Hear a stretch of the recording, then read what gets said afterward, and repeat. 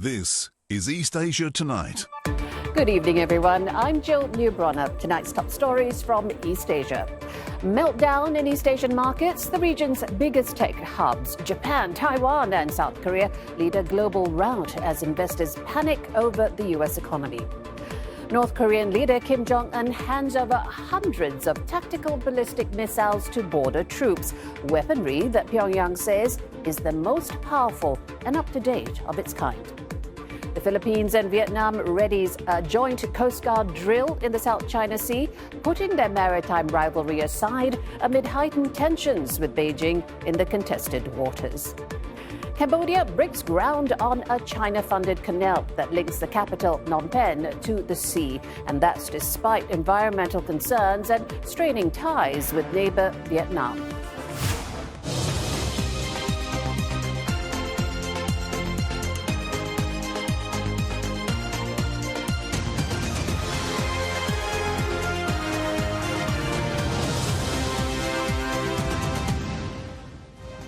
Ahead on East Asia Tonight, we delve into another infrastructure project, the Gwadar port, centerpiece of the China-Pakistan Economic Corridor. Is the crowning achievement all that it's made out to be with the multifaceted struggles authorities are facing?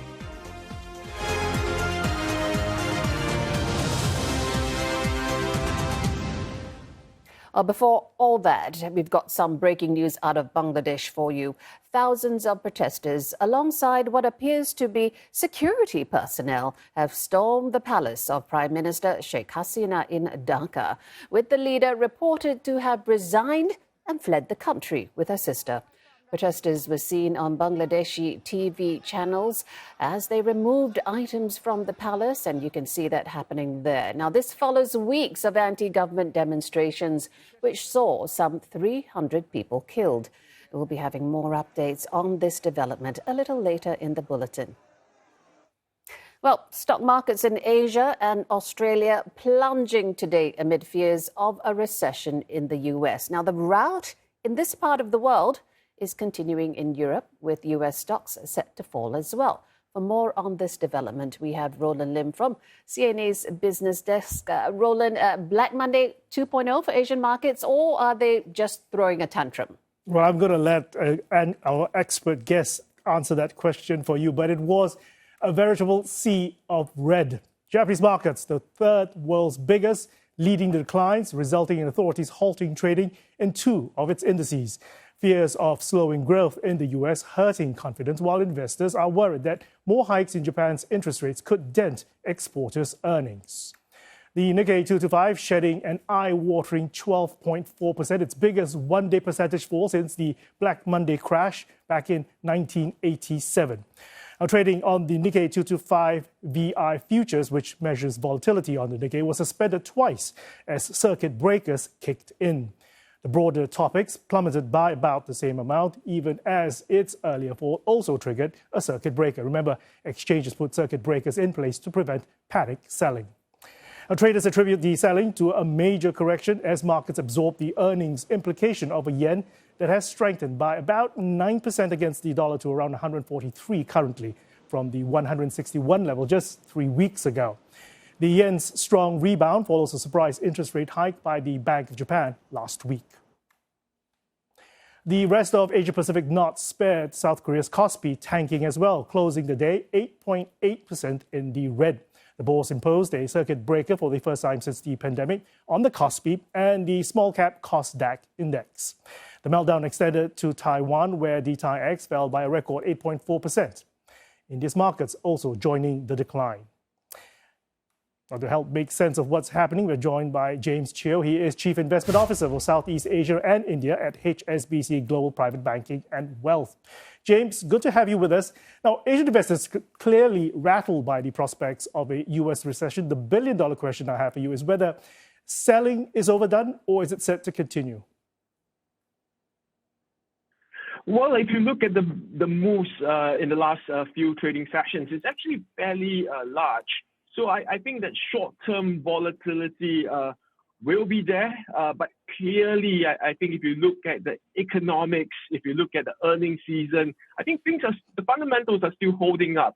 It's just that the unwinding of the risk-on trade it's happening right now, and it's not just happening within Asia, but it's also in the U.S. markets. So I would say short-term, yes, there will be lots of volatility, but I think investors should actually should not panic, should stay calm and look at the fundamentals. And there are still many parts of the economy, many parts of the world that's still worthwhile to invest in. Stay calm, James. Traders in Tokyo say, well, the sell-off was just part of a big correction. The Japanese market, one of the biggest gainers this year, so it kind of makes sense to take money off the table. But how significant, though, is the rebound of the yen against the dollar for corporates? Yeah, well, I think there are combinations explaining the sell-off in Japanese equities. I think it's part of the broader sell-off that actually occurred last Friday, sparked by a weaker than expected U.S. jobs data, and that led to a sell-off in U.S. markets. And I think as today's markets open, Japan also took that hit. In some ways, it got to do with some unwinding of the yen carry trade, because many investors prior to that were actually borrowing on yen and investing locally. So that in part also created some volatility, or in fact added volatility for the Japanese market. But if you take a step back and if you look at the fundamentals, I think there is still a strong case for Japanese equities. Earnings growth are still strong, corporate reforms is still ongoing, but clearly I think near term, I think investors would want to kind of book in some profits, stay out in the meantime, given that whole volatility that's occurring. James, the U.S. economy undoubtedly slowing, and the probability of recession in the medium term is looking a bit higher. Has that also raised flags about artificial intelligence demand? I mean, what's your outlook for chip makers in Asia like TSMC, Samsung Electronics, SK Hynix? Yeah, I think one have to interpret the jobs data. It's just one data point, and then I think the markets are extrapolating lots of things happening, and I think you have to put that in perspective. If you just remember a week back ago, U.S. Q2 GDP data was at 2.8%, so that's extremely strong in terms of the U.S. economy. Now it's just one non-farm payroll data that's a little bit below expectation. And I think markets are extrapolating much more Fed rate cuts, much more kind of pessimism that's kind of seeped into the markets. I think longer term, what we are witnessing is a rotation. I think as of now, it's a rotation out of risk-on assets into bonds. Right now, that's what we are observing in markets. But clearly, I think that rotation in some ways out of very concentrated AI stocks has actually occurred about 2 or 3 weeks ago with some rotation that's playing out, which is only healthy. But to me, the long-term trend of AI is there. It's just that valuations perhaps look stretched, and this is perhaps now an opportunity that investors are kind of rebalancing their position going into August, September, which are seasonality months that are actually much more risky in terms of seasonality when it comes to financial market performance. James, very quickly, the Fed, say some, have been behind the curve on lowering borrowing costs. Is it more likely now to cut rates at its next couple of meetings? And if so, tell us how much. Well, I think it's hard to say whether the Fed is behind or the curve or not. But it's just right now because of that one data point from the labor market, where now the market is expecting much more rate cuts from the Fed. I think even as we speak, that number is changing. So for this year, the market's expecting almost 118 basis points rate cut. I suspect the Fed will not go on to cut that much, because really, if you think about it, the economy is still strong. Q2 GDP at 2.8%. The Fed should cut, but I think it will not cut as much as what the markets are expecting. James, thank you for that analysis. That was James Cheo from HSBC Global Private Banking and Wealth. And I'll be back a little later on in the next business segment. I'll see you very shortly, Roland. Thank you. Now, Cambodia has broken ground on a massive canal funded by China to link capital Phnom Penh to the sea. Prime Minister Hun Manet has called it a historic project that must be built at all costs. The Cambodian leader launched the project this morning, together with thousands of people who lined the banks of the canal site. Now, he said the canal will be jointly built by China and Cambodia, but Cambodian companies will have control of 51% shares. Now, China's state-owned construction giant, China Road and Bridge Corporation, has landed the contract to build the canal. Cambodia is hoping the project can cut shipping costs and its dependence on Vietnamese ports. Government is also planning riverside economic zones along the route to boost jobs and grow the economy, one of the poorest countries in Southeast Asia.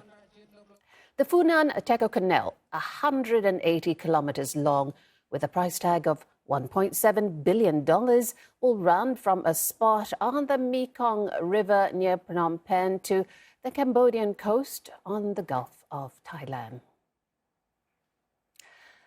We have more now with Alan Chong. He's joining us live. He is a senior fellow at the S. Rajaratnam School of International Studies. Mr. Chong, welcome to the show. First of all, what exactly is China's role and extent of involvement in this project?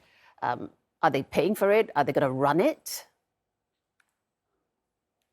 At the moment, it is not extremely clear, but I would hazard a strong guess that China will build and fund and eventually have exclusive rights to operate it for a certain period of time.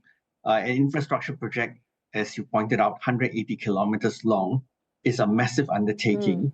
And if you look at it historically, canals have been transformative projects across all of Southeast Asia, from the ancient times to the present. So what China is building in terms of this Funan-Teco Canal is actually quite revolutionary in terms of what it might do for Cambodia's, and I should say broadly, Indochina's future economic development.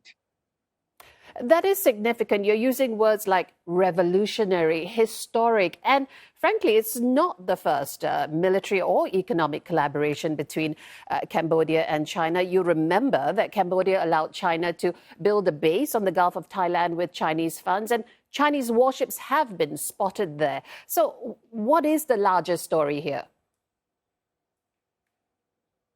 You can, of course, look at it speculatively in terms of China's grand strategic military ambitions.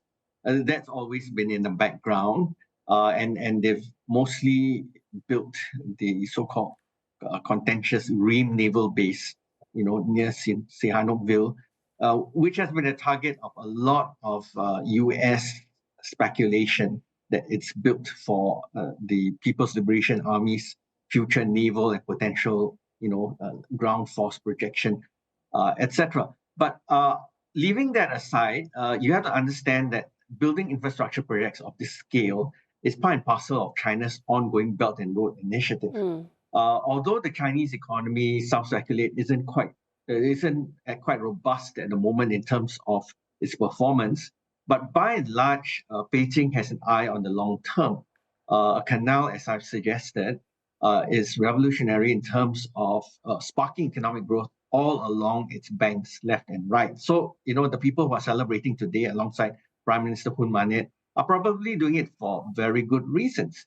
You can think of creating proximate economic zones, tariff-free zones, zones dedicated for light industrial development, heavy industrial development. And you think about it, for the first time, Cambodia can, enjoy the benefits of having a major commercial and maritime artery through its own territory, linking its two major economic growth dynamos, basically Sihanoukville and Phnom Penh.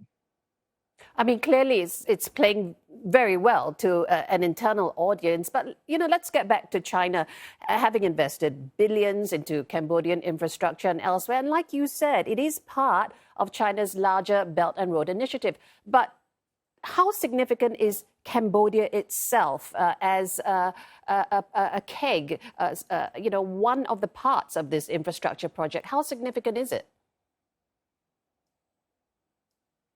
It is significant in the sense that Cambodia has lots of untapped potential in terms of land, and although most of Southeast Asia is looking at an aging population, I think in Cambodia's case, it's not quite the demographic of an aging economy, and Chinese companies could do a lot in terms of creating secondary investment locations all along this canal zone. And I keep returning to the point, or rather the lesson of history, in the sense that everywhere that a major industrial canal has been built, you realize that economic growth, as well as potential geostrategic transformations, will take place.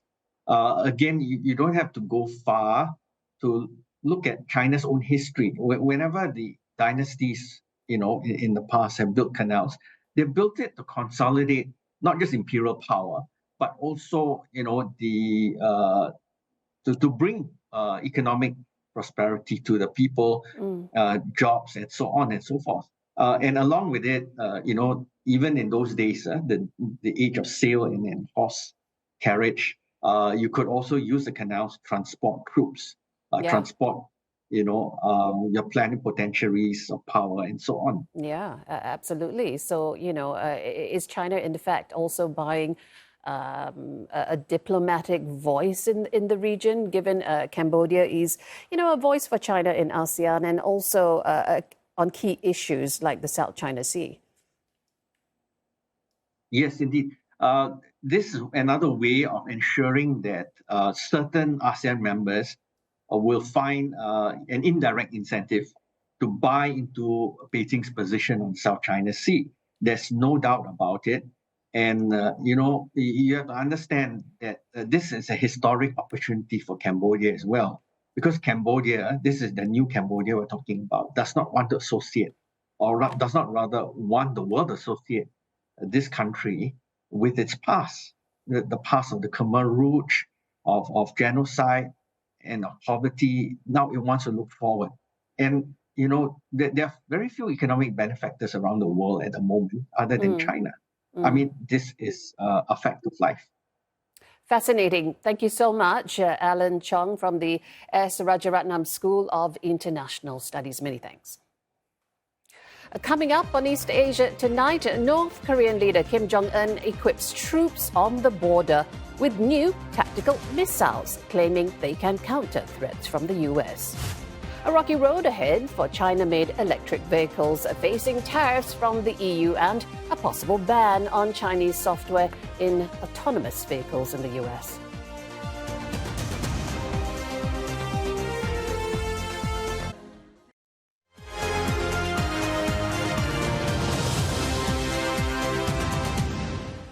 To North Korea, leader Kim Jong-un is handing over hundreds of new tactical ballistic missile systems to frontline troops on the border with South Korea. He reiterated that stockpiling and improving nuclear weapons is the best way to counter the U.S. Mr. Kim addressed a ceremonial event in Pyongyang where 250 ballistic missile launchers were unveiled. According to state media, KCNA, the leader said the country will have enhanced nuclear readiness in the future to deter threats and protect itself to respond to any challenges. He asserted that peace will be ensured by North Korea's, quote, absolute and matchless self-defense capability. The missile launchers are said to be the most powerful and up-to-date tactical weapons that have been personally designed by Mr. Kim. These weapons have recently been put on display by Pyongyang in recent months. Some analysts say the launchers appear to be capable of holding 4 missiles each, and they could be rolled out for quick-fire strikes on South Korean and U.S. bases. 대남 공격용이나 위협용 다 다양한 수단으로 활용하기 위한 것이라고 판단됩니다. 그 사거리에 따라서 미사일은 배치하고 활용하는 것이고 그 국경 인근에 배치한다는 것은 아무래도 사거리가 그렇게 긴 것은 아니라는 의미로 볼 수 있겠습니다. The Philippines and Vietnam will hold their first ever joint Coast Guard drills in Manila Bay starting Friday, setting aside their territorial disputes amid rising tensions with China. Well, mahalaga ito pagka we're building a partnership at pinapakita natin na pwede palang magkasundo yung dalawang bansa na mayroong problema tungkol doon sa West Philippine Sea. Pero pwedeng template tayo ng pagbibuild ng stronger relationship at baka may apply din natin doon sa mga ibang bansang may mga claims sa atin. So pwede naman palang magkasundo, pwedeng makapag-usap, pwedeng i-de-escalate yung situations sa pamamagitan ng mga ganitong mga activities. Earlier today, a 2,400-ton Vietnamese Coast Guard ship arrived in Manila. It was greeted by the Philippine Coast Guard. The Joint Coast Guard drill will focus on search and rescue as well as fire and explosion prevention. The two Coast Guard forces will also tour each other's vessels. Now, the joint exercise was agreed upon when Philippine President Ferdinand Marcos Jr. visited Vietnam back in January. Two countries had signed a memorandum of understanding to strengthen cooperation among their coast guards and reduce confrontation that could lead to conflict. Both the Philippines and Vietnam are among the strongest critics of China's increasingly hostile action in the disputed South China Sea. China says they have been closely monitoring the, quote, illegally stranded Philippine patrol and fishing vessels around the contested Sabina Shoal since Sunday.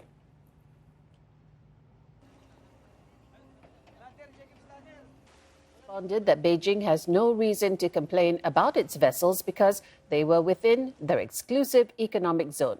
Sabina Shoal is located 150 kilometers from the western Philippine island of Palawan and has been a heated point of conflict between Manila and Beijing.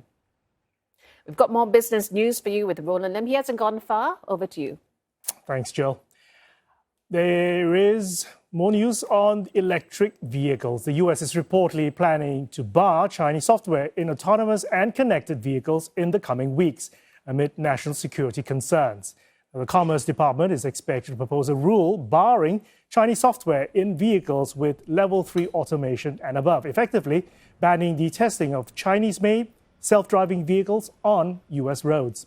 According to sources, automakers and suppliers would need to verify that the software in their vehicles was not developed in a, quote, foreign entity of concern, unquote, like China. A Commerce Department spokesperson says there is concern about the national security risks associated with connected technologies in vehicles. Now, the Chinese embassy has not immediately commented, but Beijing has previously urged the US to respect the market economy and fair competition, arguing that Chinese cars were popular globally due to their technological innovations. Meantime, Europe taking action on Chinese EVs as well. EU member states are likely to support the imposition of tariffs in November. And that's according to the European Commissioner for Trade, Valdis Dombrovskis. Now, he told the Financial Times that 27 member states agreed to back the measures to help the domestic auto industry compete with Chinese imports receiving government subsidies. Earlier this year, officials from both EU and China had met for several rounds of negotiations, but were unable to resolve the dispute. The tariff, which is likely to be voted in late October, will be imposed in full force in November. Now, they have been imposed provisionally since last month. Mr. Dombrovskis asserted that China's aggressive non-market policies and practices contributed to its trade surplus with the EU. He said the tariffs, which average 20.8%, that's on top of an existing 10%, are not, quote, prohibitive and would not close the market to Chinese imports. Meanwhile, though, Chinese companies have begun opening plants in the EU to avoid the duties. Apple shares heading for a steep drop when U.S. markets open later. Investors are digesting news that Warren Buffett's Berkshire Hathaway sold almost half of its position in the tech giant during the second quarter. And that's on top of the risk-off sentiment in stocks, particularly tech counters. Now, Berkshire's stake stands at roughly $84 billion by end June. That's down from $140 billion 3 months ago or earlier. But even after the cut, Apple remains Berkshire's biggest single position. Now, Berkshire's position, a portfolio reveals, just comes days after Apple reported its quarterly results, which showed a return to revenue growth. Now, some see that as a sign that Buffett does not have any individual problems with Apple, but is instead betting that the U.S. consumer and broader economy are set to weaken. Worse than expected jobs data stoked fears that the Federal Reserve may have waited too long to start cutting interest rates, sending the Nasdaq 100 index into a technical correction.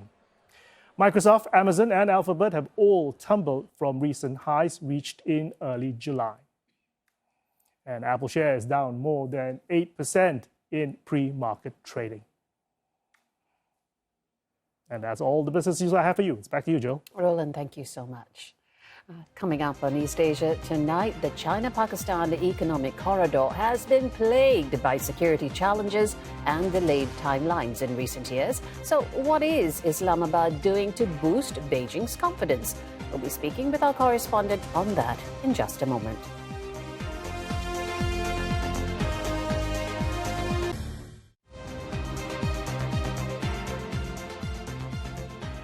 Meltdown in East Asian markets. The region's biggest tech hubs, Japan, Taiwan and South Korea, lead a global rout as investors panic over the U.S. economy.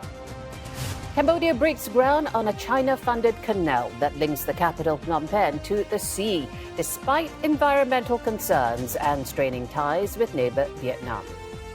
North Korean leader Kim Jong-un hands over hundreds of tactical ballistic missiles to border troops, weaponry that Pyongyang says is the most powerful and up-to-date of its kind.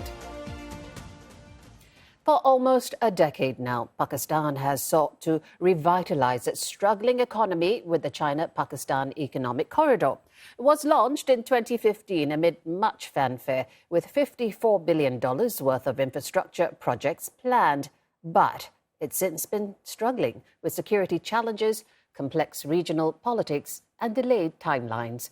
There also appears to be frustration over the situation, with Beijing calling for greater security measures for its citizens.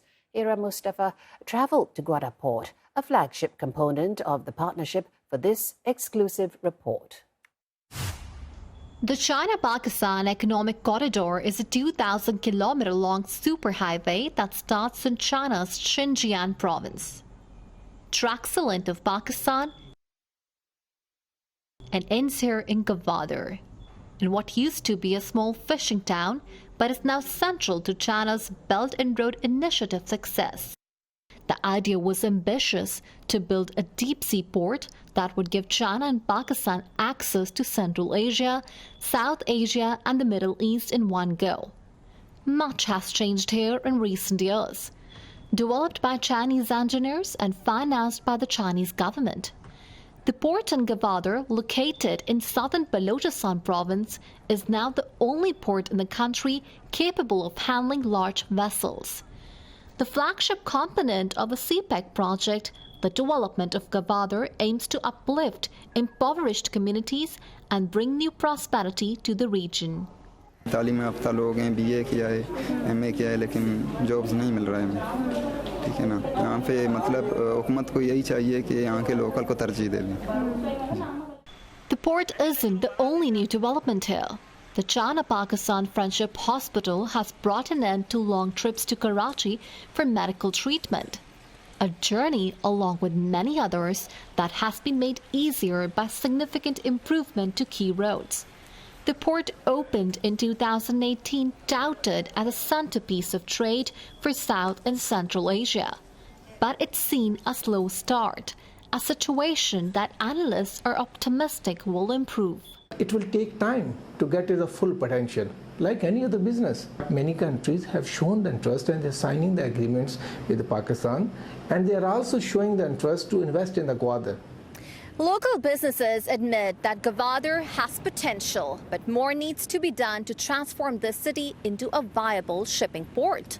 Local businesses who refuse to speak on camera told us the port still needs to develop better last-mile connectivity. Analysts say a lack of sustained investment is holding back progress. One key reason are the security concerns that loom large over Gwadar port as well as over other CPEC projects. Pakistan has seen an overall increase in terrorist attacks since 2022, and attacks by Baloch separatists have become more frequent in the region, though the army denies any direct attacks on Chinese projects or interests in Gwadar. The misplaced perception that foreign investors aim to deprive the Baloch people of local natural resources through projects like CPEC is the primary motive behind this threat. This perception is fueled externally by all those elements who are wary of the potential that this project has. Additionally, in March this year, in northwest Pakistan near the border with Afghanistan, suicide bombers targeted a convoy of Chinese engineers, killing 6 people. These security fears have prompted Chinese investors to hit the brakes on projects. In a recent visit to Pakistan, a senior Chinese diplomat conveyed Beijing's anxieties about the security of Chinese workers and interests. Lu Jianchao, Minister for International Liaison in China's Communist Party, said that security threats are the main hazards to CPEC cooperation. He said in the case of Pakistan, the primary factor shaking the confidence of Chinese investors was the security situation. Without security, the business environment cannot improve, which may in turn undermine development in the long run. For Islamabad, the relations with China, a key investor and ally, are vital.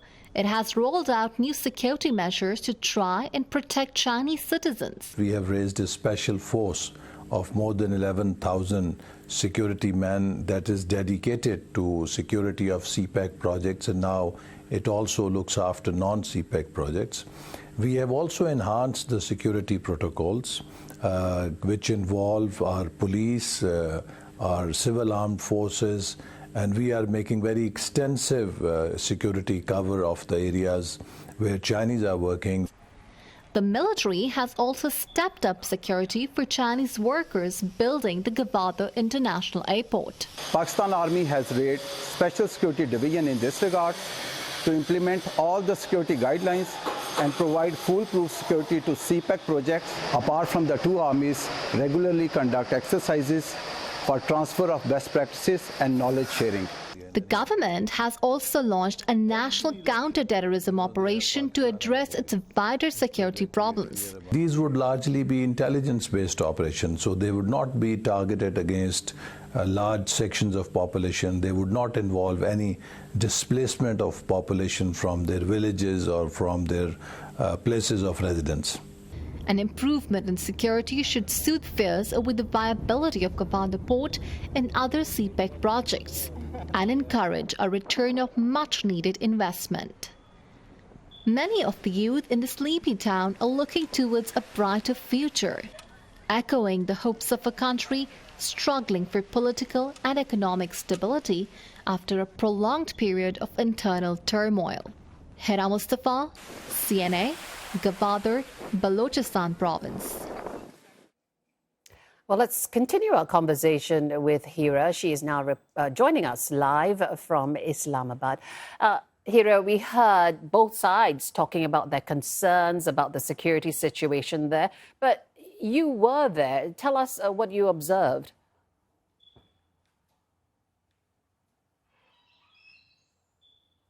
Well, exactly a month ago, I was in Gwadar, and the situation there was very peaceful. There were no protests at all. And I had the opportunity to speak to the local community members there who view the development of Gwadar city as a very positive symbol and are optimistic. However, surprisingly, within a span of a month, the situation has changed.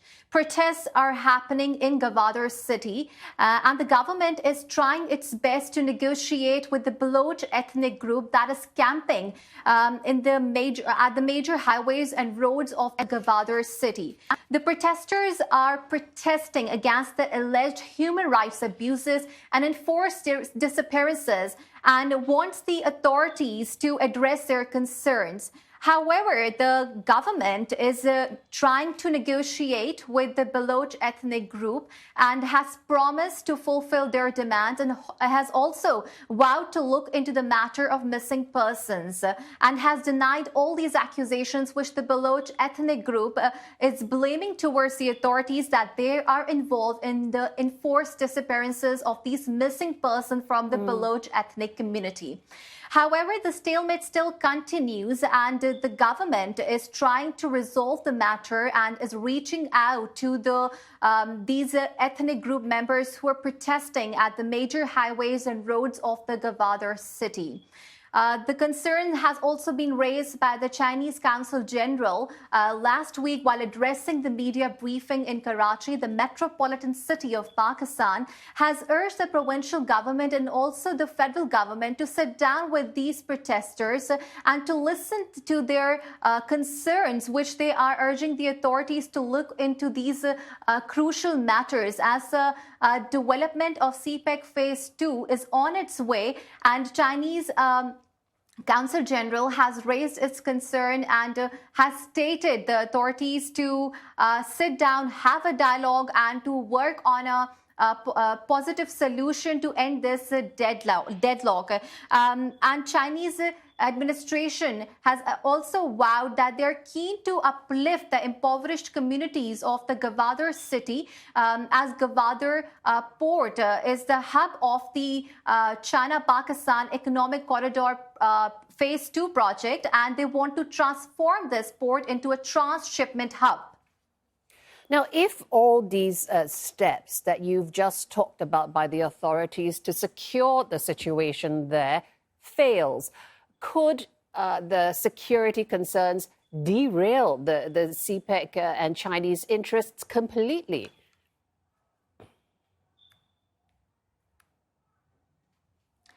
Well, violence is something which Pakistani authorities and the government are trying to contain. And since the fall of Kabul, from the past 3 years, Pakistan is facing a resurgence of terrorism, and Pakistan is doing all it can. And as you heard in the report, that the planning minister himself stated that Islamabad has rolled out new security measures to protect the Chinese interest and the Chinese nationals who are working on those projects. So securing Chinese interests and Chinese nationals is the topmost priority of the government of Pakistan. And for this purpose, the military has also raised a security division to protect the Chinese interests and nationals who are working currently on the Gwadar International Airport. I had the opportunity to speak to the planning minister a month ago, and he himself acknowledged the fact that security is something which Pakistan is also concerned about, and this is what he had to say. Primarily, the purpose was to create some misunderstanding or to stall the progress of CPEC projects. And I must say that on the very next day of this attack, spokesperson of China's foreign ministry very categorically said that they would not allow such cowardly acts to derail the progress on CPEC.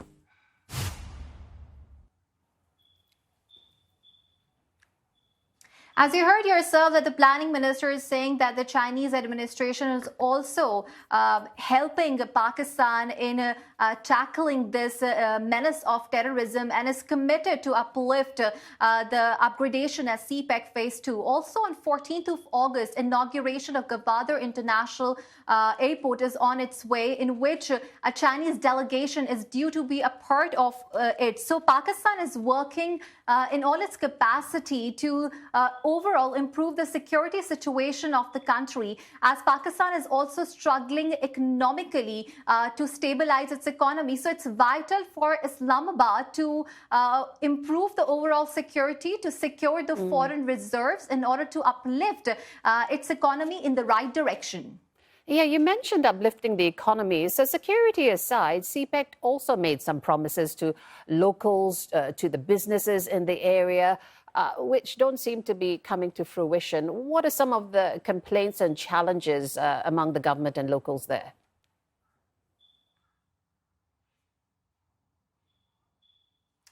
Well, Balochistan is located in Pakistan's southwest and is the largest province of the country, hosting 15 million of the people, yet the poorest province despite rich in mineral resources.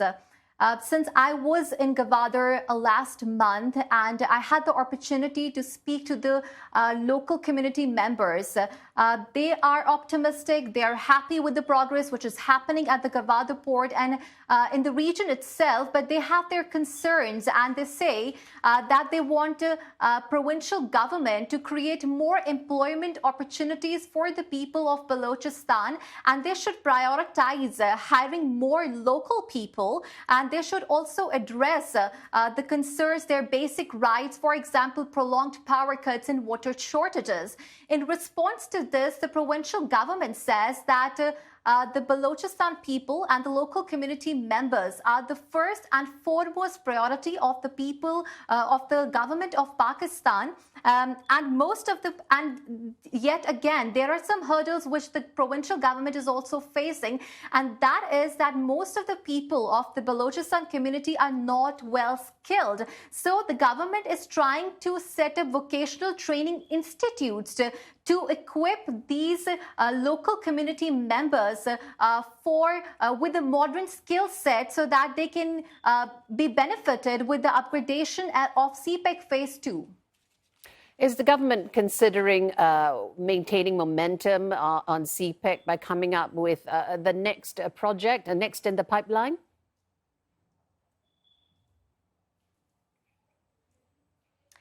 Well, Pakistani authorities are committed to speed up the pace of CPEC Phase 2 projects, especially the operationalization of Gwadar Port and setting up the industries in special economic zone. So Pakistani authorities are not only interested in pacing up the projects under CPEC, but also looking forward to upgrade its relationship with China, as China is a major ally and investor to Pakistan. So this is what the planning minister also stated when I had the opportunity to interview him, saying that when they were back in the government, they tried to revive the momentum of CPEC Phase 2. This is what he had to say. Since 2022, when we are back, we have revived the momentum. And as I said, now Chinese side have assured that they want to do an upgraded version of CPEC in Phase 2. If they were not happy or satisfied with the Phase 1, why would they commit an upgraded version of CPEC Phase 2?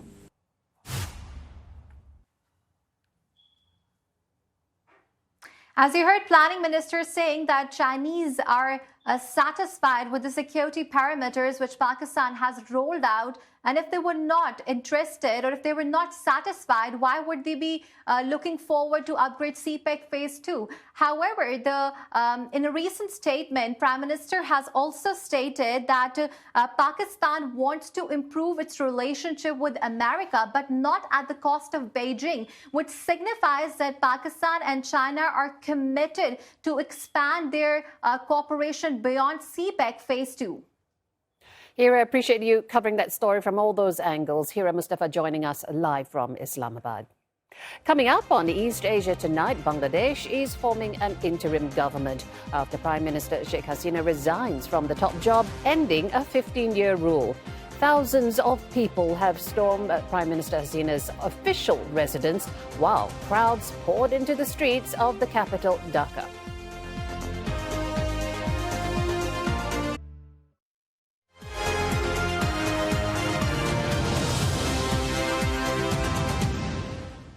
Welcome back as we bring you the latest developments on the unrest in Bangladesh. Former Prime Minister Sheikh Hasina has reportedly landed in India's northeastern city of Agartala, according to news reports. Now, this, as reports say, Prime Minister Hasina has resigned from office and has left the country in an army helicopter. This comes following weeks of deadly anti-government protests. In a broadcast to the nation on state television, Bangladeshi Army Chief Waka Uzzaman says the military would form an interim government in the wake of Prime Minister Hasina's resignation. He urges citizens to stop the violence, vowing that the army will return peace to the country. Thousands of protesters stormed Prime Minister Hasina's official residence in the capital, Dhaka, in celebration of her departure. Footage from local broadcaster Channel 24 shows demonstrators overturning furniture, smashing glass door panels and looting books, as well as other personal possessions. Dhaka is under tight security presence after violent protests in the capital killed at least 91 people and left hundreds injured. The death toll has crossed a 300 mark since the unrest erupted last month, after student-led demonstrations demanded an end to the quota system that was believed to favor supporters of the ruling party. An indefinite nationwide curfew has come into effect across the country, while a mobile internet shutdown is again in place. Neighboring India has issued a travel warning, urging its citizens not to visit Bangladesh due to the escalating violence. Well, Japan has joined the long list of countries urging their citizens to evacuate Lebanon as tensions soar in the Middle East over the assassination of Ismail Haniyeh, a leader of the Palestinian group Hamas, as well as the killing of Hezbollah's military chief last week. Tokyo has issued a travel alert to its citizens in Lebanon, while the Japanese Foreign Ministry in Turkey has warned nationals to leave, while commercial flights are still operating. The US, Saudi Arabia and France have called on their citizens to leave the country as soon as possible. Several Western airlines have already suspended flights to Lebanon and other airports in the region. The killing of Ismail Haniyeh has triggered vows of vengeance from Iran. According to the Wall Street Journal, Tehran has rejected calls for restraint and does not care if a war is triggered from its retaliation to Haniyeh's death. Israel says it already is in a multi-front war with Iran and its proxies. The US and Israel are ramping up security efforts amid mounting fears of a potential Iranian retaliation in the region. Hong Kong's Olympic gold medal fencer Vivienne Kong announced on Sunday her retirement from the sport. And this followed her victory in the Paris Olympics on the 27th of July. She says she's now aiming to pursue more charitable endeavors. The 30-year-old athlete, nicknamed the Smiling Queen of Fencing, made her Olympic debut in the 2016 Rio Olympics. She subsequently competed in the 2021 Tokyo Games before fencing competitively for the final time in the Paris Games. Kong said on social media that she's looking to start a charity to help youths find a passion for sports. This comes amid growing controversy surrounding her political views after her 2021 university thesis was circulated online, in which she criticized pro-democracy movements in Hong Kong. That's it for East Asia Tonight this Monday. Singapore viewers, stay tuned for highlights from the Paris 2024 Olympics.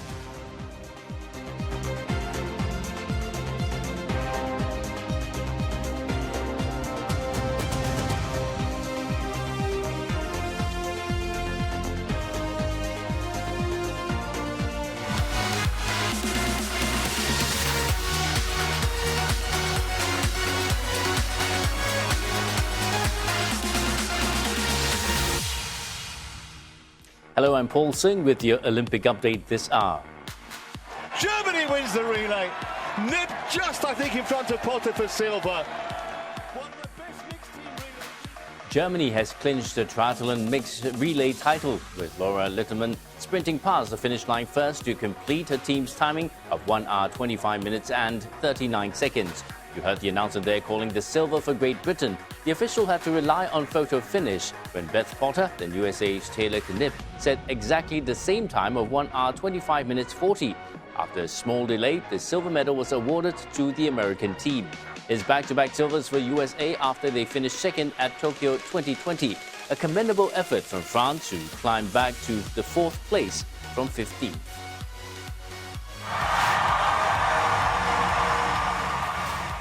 World #1 shuttler Ante Young is the Olympic champion in the women's singles. A historic victory there for the #1 seed as she ends South Korea's 28-year wait for a medal in the event. China's He Bingjiao put up a fantastic fight though. Both players put each other to their absolute limits during the 52 minutes long match. But An beat He in 2 straight games to grab the gold. Indonesia's Gregoria Masriska Tujang with the bronze after Carolina Marin of Spain withdrew due to her injury during the semi-finals. Poland beat Slovenia in the first men's quarter-final game in volleyball. Poland won the first set 25-20 before Slovenia equalized in the second set with 26-24. Poland took the next 2 sets, securing the win at 3-1. This makes the Polish men the first team to get to the semi-finals. The next quarter-final game in the men's volleyball is at 7 p.m. between Italy and Japan. The semi-finals in the men's boulder in sport climbing has just ended. But in the meantime, we have seen our first top on this second problem, and it goes to the youngest athlete in the field. Japan's Sorato Anraku, proving why he's the world #1 in this sport, being the first to get a flash or 25 points by reaching the top hole in a single attempt. He scored 69 overall. Not to be outdone his compatriot Tomoa Narasaki, attempting the same but getting 24.8 with 54.4 overall. Great Britain's Toby Roberts then decided not to leave the 2 Japanese alone and hit 24.7 points with 54.1 overall. But what's the difference of a few points between friends, especially as athletes ranked 1 to 8 have now qualified for the final. China won its first ever Olympic title in the men's 25-meter rapid-fire pistol in shooting. It was a long time coming for Lee Yu-hong, who won bronze in both Tokyo and Rio. Another happy side note to this story, South Korea won its first ever medal in men's 25-meter rapid-fire pistol thanks to Cho Yong-jae, who came in second, and China achieving a double podium thanks to Wang Xinjie, who bagged bronze. And that's the latest from the Olympic desk. Don't forget there's non-stop action live and on demand for free with MediaCorp on MeWatch.